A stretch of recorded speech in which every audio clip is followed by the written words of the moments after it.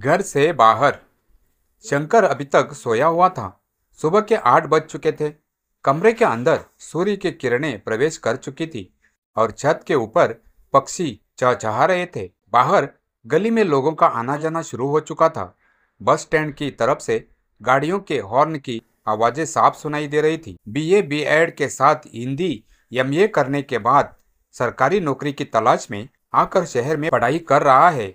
साथ ही प्रतिदिन 2-3 घंटे कोचिंग भी जाता है। शंकर के साथ उस मकान में अलग अलग कमरे में 4-5 अन्य लड़के भी रह रहे थे। उन लड़कों में सबसे छोटा लड़का 10वीं कक्षा में, तो सबसे बड़ा लड़का कॉलेज तथा अन्य 2-3 लड़के बिना किसी विशेष उद्देश्य के कोई न कोई नौकरी हासिल करना चाहते हैं, इसीलिए यहाँ आकर पढ़ाई कर रहे हैं। शंकर, तू अभी तक नहीं उठा है? चल उठ, हम चाय बनाकर पीते हैं। नहीं, थोड़ी नींद और निकालने दे, अभी दिन उगा है क्या? करवट बदलते हुए शंकर ने कहा था। नारायण शंकर के ही गांव का रहने वाला है, जो अभी कॉलेज में है। दोनों एक ही कमरे में न रहकर अलग अलग कमरे किराए रखकर पढ़ाई कर रहे हैं। सभी के लिए रसोई एक ही जगह है, जहां सब अपनी अपनी बारी के अनुसार चाय, खाना, सब्जी आदि बनाते हैं। कभी कोई एक चाय समय पर नहीं बनाता है तो पूरे दिन रोटी सब्जी आदि पर भी रोक लग जाती है, या फिर कहीं कोई भोजन निमंत्रण का इंतजार होता है। तुमने अभी तक चाय नहीं बनाई है? तू तो सोया हुआ था। मैं चाय बनाकर क्या करता? थोड़ा पढ़कर वापस सोने की कोशिश की, लेकिन नींद नहीं आई थी, इसीलिए तुझे उठाया है। सुबह सुबह तो नींद बहुत अच्छी आती है और तुझे नींद नहीं आई? क्या बात हुई है? शंकर ने थोड़ा चिंतित होते हुए कहा। तो नारायण ने बताया था कि आज उसका ट्यूशन जाना बंद हो जाएगा, कारण 2 महीनों की फीस बाकी है। अभी उसे क्लास में नहीं बैठने दिए जाएगा। घर वाले आर्थिक तंगी में हैं, फिर भी अपने सपनों को साकार करना चाहते हैं, इसीलिए अपने इकलौते बेटे को शहर में पढ़ा रहे हैं।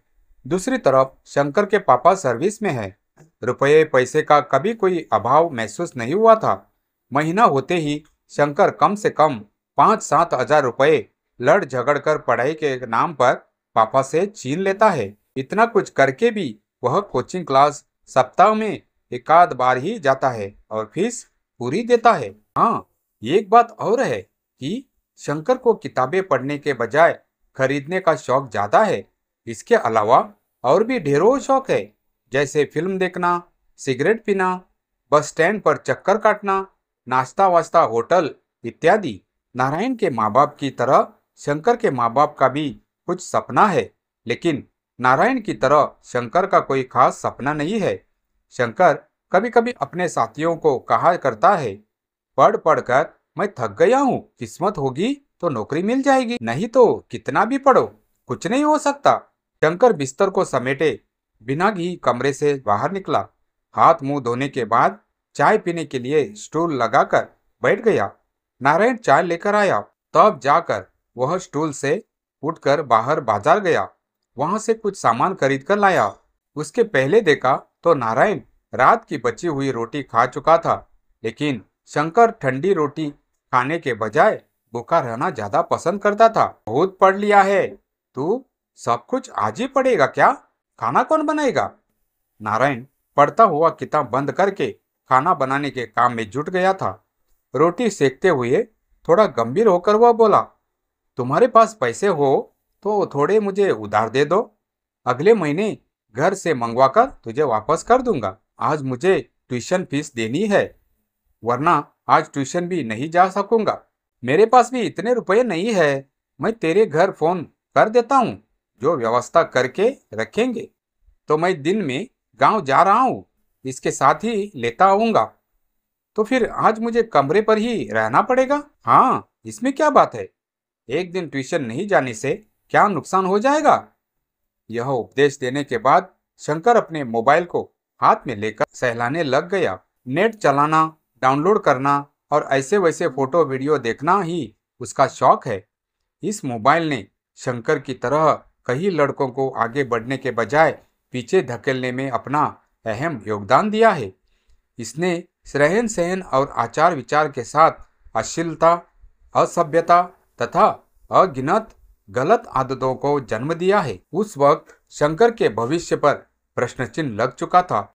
जब वह कंपटीशन देते देते 35 पार निकल गया था और एक भी सफलता हाथ न लगी थी। अब वह मैं कुछ भी कर सकता हूँ जैसे कार्यों को अंजाम देने की तलाश में रहने लगा था। इस बीच दोस्तों से झगड़ा, चोरी, डकैती और आवारागर्दी करने के बाद नहीं आया। अंत में सब के जुर्म में सलाखों के पीछे जा पहुंचा था। इतना कुछ हो जाने के बावजूद माँ बाप को भनक तक न थी। एक दिन जब माँ ने यह सुना था कि शंकर घर के बाहर रहते रहते क्या से क्या हो गया, तो माँ के पैरों तले की जमीन खिसक गई थी, या यूं कहे कि उसके सारे सपने टूट गए थे। इन सपनों के साथ साथ वह खुद अपने को टूटने से नहीं बचा सकी थी। माँ कई दिनों तक बोल ही नहीं सकी थी, जैसे उसके भीतर का सारा संसार एक झटके में उजड़ गया हो।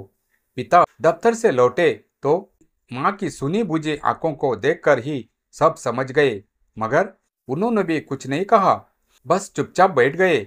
एक ऐसी चुप्पी जिसमें टूटे हुए सपनों के कांच की किरचें थी। गांव में बात फैलते देर नहीं लगी। लोग कहते, शंकर जैसा लड़का बिगड़ गया। अरे, उसके पिता तो बड़े ईमानदार इंसान है, फिर भी लड़का ऐसा निकला। पढ़ाई लिखाई का तो कोई असर ही नहीं पड़ा उस पर कोई यह नहीं समझ पाया कि शंकर कब और कैसे उस राह पर चला गया जहां से लौटना आसान नहीं था। असल में वह लड़का सपना नहीं खोया था, उसने दिशा खो दी थी। नारायण जैसे लड़के सपनों के लिए संघर्ष करते हैं और शंकर जैसे लड़के सुविधा के बीच सपनों का अर्थ ही भूल जाते हैं। सलाखों के पीछे बैठे शंकर को अब देर से समझ आया। कभी जो किताबें खरीदी थी उन्हें पढ़ लिया होता तो शायद मेरी आज की जिंदगी कुछ और होती। कभी जो समय चाय, सिगरेट और बाजारों में गंवाया था उसी में मेहनत कर ली होती तो शायद मैं भी किसी दफ्तर में बैठा होता। लेकिन जो समय बीत जाता है वह लौटता नहीं। उधर नारायण ने हार नहीं मानी थी। उसने उसी दिन अपने ट्यूशन टीचर के हाथ जोड़कर कहा था, सर, 1 महीने की मोहलत दे दीजिए, मैं घर से पैसे आते ही दे दूंगा, मैं पढ़ाई नहीं छोड़ना चाहता। टीचर ने उसकी आंखों में जलता हुआ सपना देखा। उन्होंने फीस की परवाह किए बिना उसे क्लास में बैठने दिया। कह दिया, जिसके भीतर आग हो उसे रास्ते खुद मिल जाते हैं। वर्ष बीत गए। नारायण ने मेहनत, अनुशासन और त्याग से परीक्षा पास की। एक दिन गांव में खबर पहुंची, नारायण का चयन एक सरकारी विद्यालय में शिक्षक के रूप में हो गया। गांव में ढोल बजे, लोग आए, बधाई दी गई। नारायण के माता पिता की आंखों से खुशी के आंसू बह निकले। और उसी समय दूसरी ओर जेल के अंदर कमरे में शंकर लोहे की सलाखों को छूकर सोच रहा था। सपना सबके माँ बाप देखते हैं, पर पूरा वही कर पाता है जो खुद भी सपना देखे और उसके लिए लड़ जाए। कहानी यही समाप्त होती है। कभी कभी जीवन हमें 2 चेहरे दिखाता है, एक नारायण जैसा, एक शंकर जैसा। निर्णय हमारा होता है, हम किसको चुनते हैं।